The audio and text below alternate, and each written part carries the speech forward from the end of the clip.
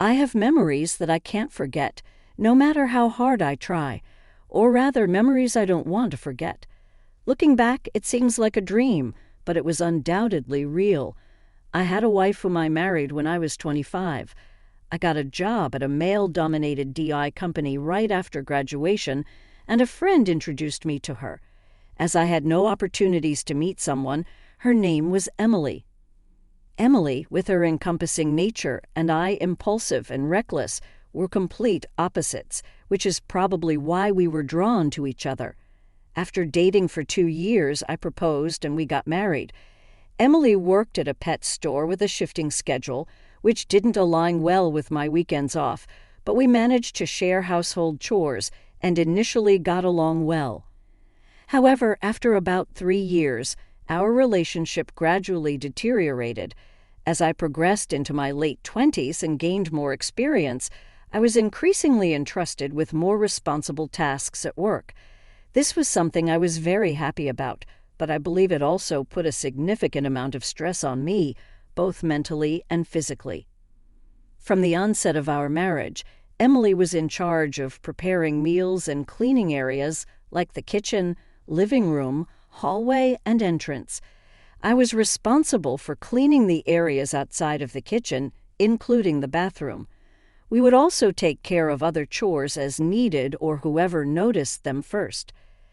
Of course, there were days when we were unable to complete our tasks, and we were flexible about it. But during this time, I found myself increasingly unable to keep up with my share of the chores. Then, one day when I returned from work on the last train, Emily had just gotten home and spread some ready-made dishes on the table. "Is this dinner for tonight?" I asked, and Emily, looking apologetic, replied, "Yeah, sorry. I was tired, and it got late today, so I bought these from the supermarket."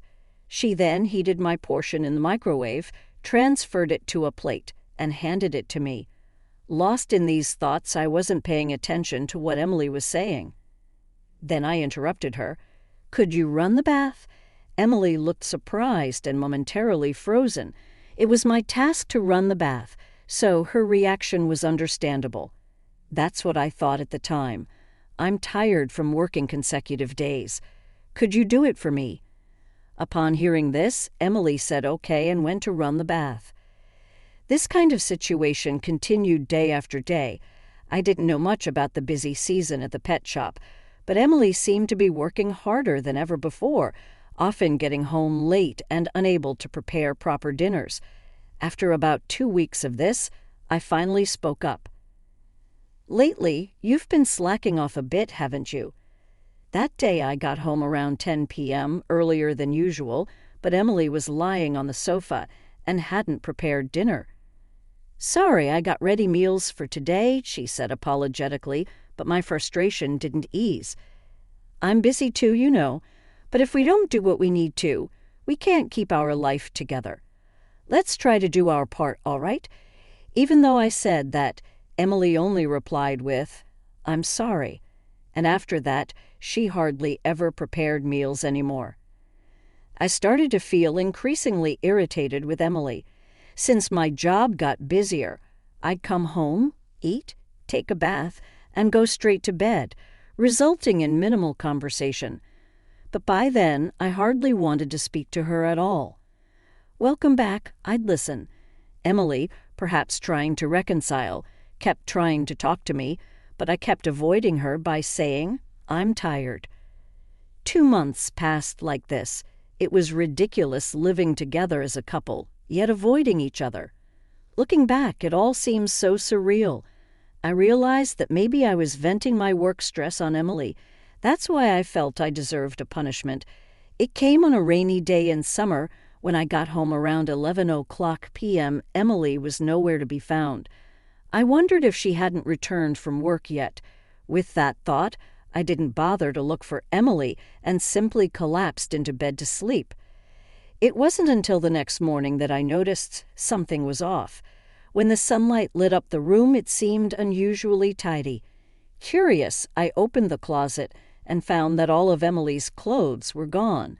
Checking other drawers, I saw that her makeup and other personal items were also completely removed. I went to the living room to check for a note, but there was nothing. Had she left because she was fed up with our constant arguing? Thinking this, I called Emily's cell phone. However, all I heard was a cold, automated voice saying, "This phone number is currently not in use." And just like that, my wife, Emily, had suddenly disappeared. I deeply regretted my recent behavior.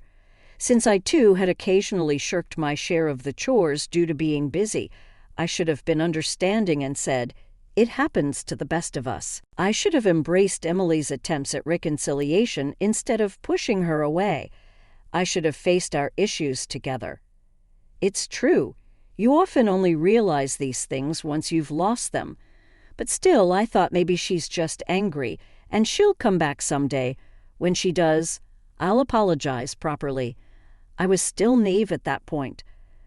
A month passed since Emily disappeared. My busy work schedule finally slowed down, and I had more idle time than usual. This situation led to me spending more time than ever thinking about Emily, and I was haunted by the anxiety that she might not return. Then, in my mailbox, I found an envelope without a name on it. Since there was no stamp, it was clear that it had been delivered directly after I got home.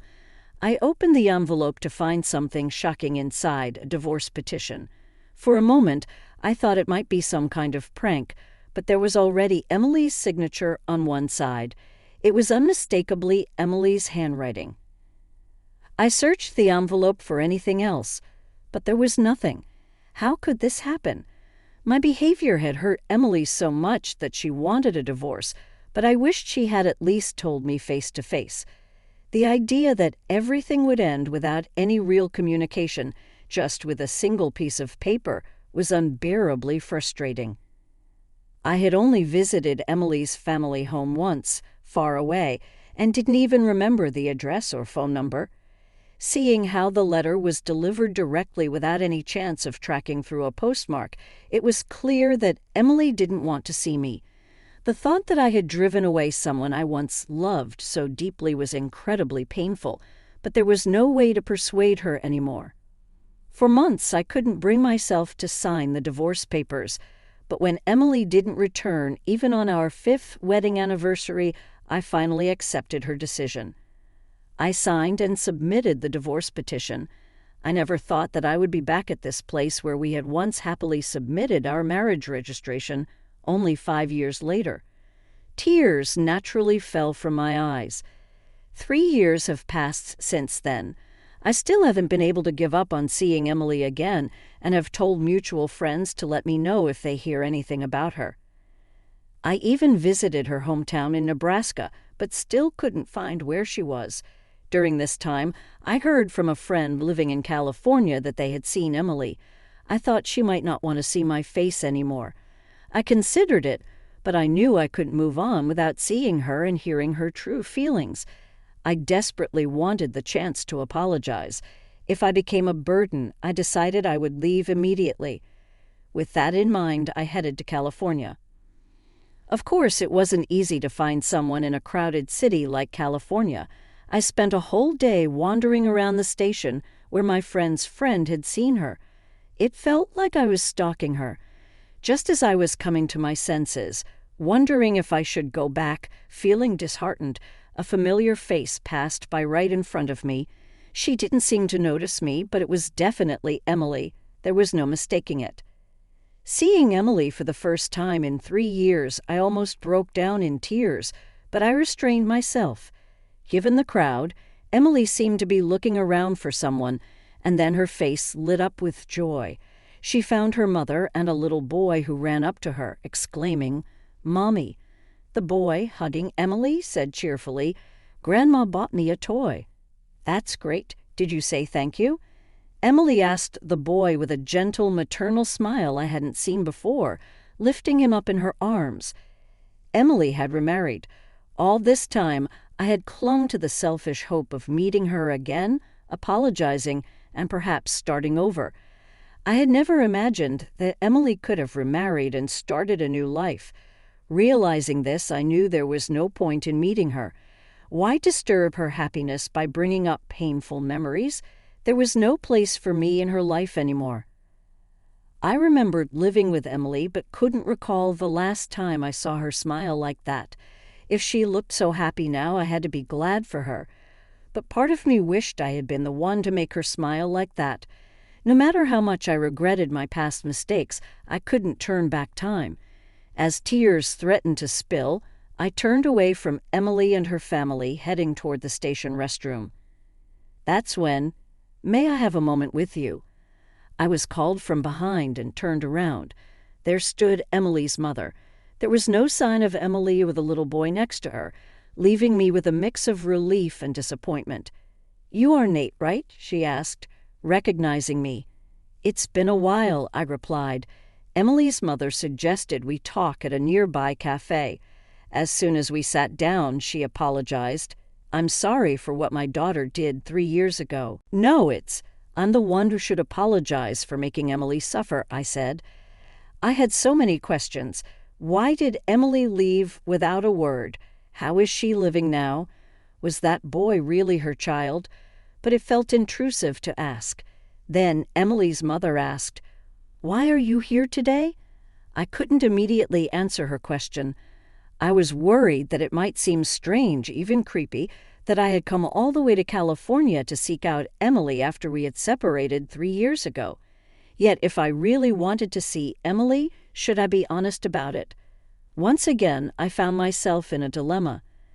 Then Emily's mother gently asked, "Did you come to see Emily?" Finally, I admitted, yes, I wanted to talk to her again, to apologize. Then Emily's mother said something surprising.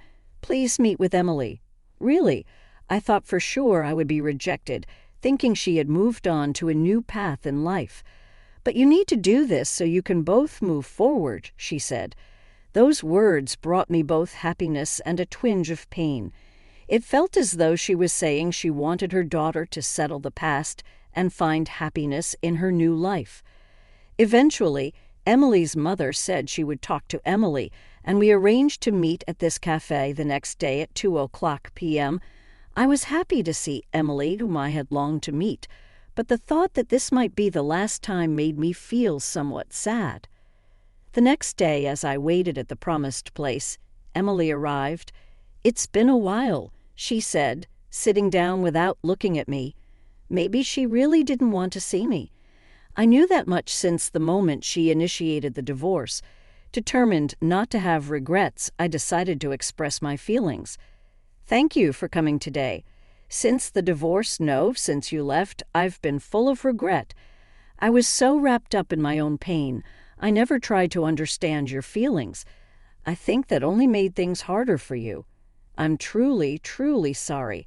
I've wanted to apologize for so long." I apologized to her. Wait, look at me. I'm the one who should apologize for leaving silently. I didn't have the courage to confront the situation.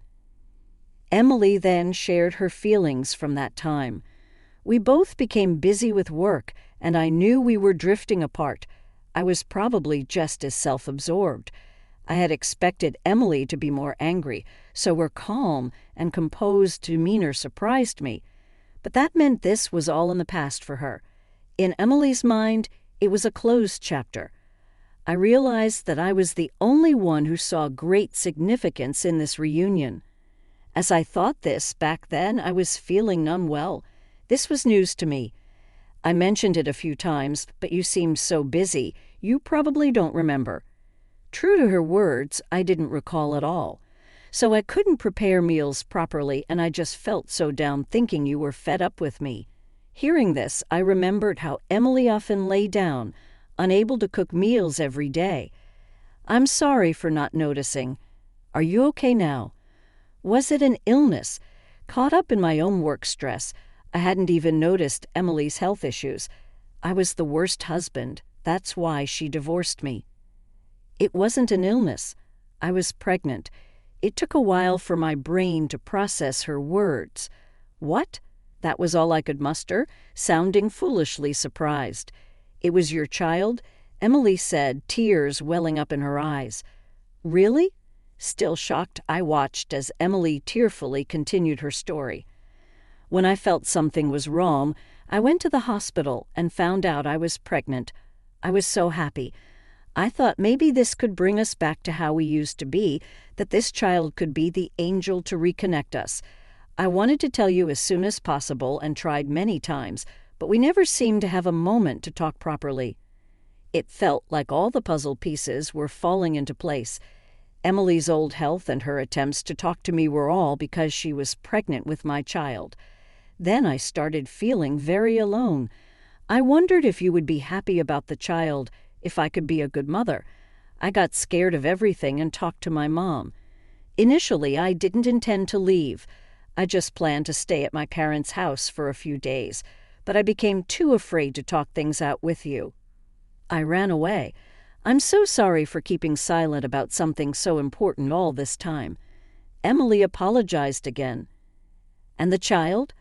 I asked nervously. It's a boy. He's 3 now and growing up healthy, she replied. Was he the one with you at the station yesterday? I think my voice was trembling. Yes, that's right, Emily replied. Upon hearing her words, tears uncontrollably started flowing from my eyes. The image of that child who had clung to Emily, calling her mommy, was still vivid in my mind. That was my child. Before I knew it, I was holding Emily's hand, and without being able to hold back, I said, "Thank you." Hearing that, Emily also started crying. I'm sorry for not realizing the pain you went through for our child and for behaving terribly. I was selfish. Truly sorry. But I've always wanted to tell you this. If possible, if you forgive me, I want to live with you again. I want to be the father of our child. Can you give me another chance? The wait for Emily's response felt incredibly long, but then Emily squeezed my hand back and said, "That's my line. Thank you." Afterward, Emily took me to her current home. Our son Isaac didn't act shy at all, despite meeting me for the first time. "Dad, did you come from far away?" he asked, hugging me happily. Apparently, Emily had explained to Isaac, who had started to question why he didn't have a father like other families at kindergarten, that Dad is away on a long trip. Isaac even said, "Mom told me Dad is kind and funny." Knowing that Emily and Isaac had kept my presence alive in their lives made me incredibly happy. Later, I returned to the headquarters and arranged to transfer to the California branch starting next spring. Until then, I would visit them by playing on weekends. But considering the 3 years we missed, it felt like a short wait. Soon, I believe living a life with Emily and Isaac will feel normal again. But I will never forget that such an ordinary life is not something to take for granted. Having once fallen apart, I believe we are now bound by a stronger bond, and I start walking with my family again.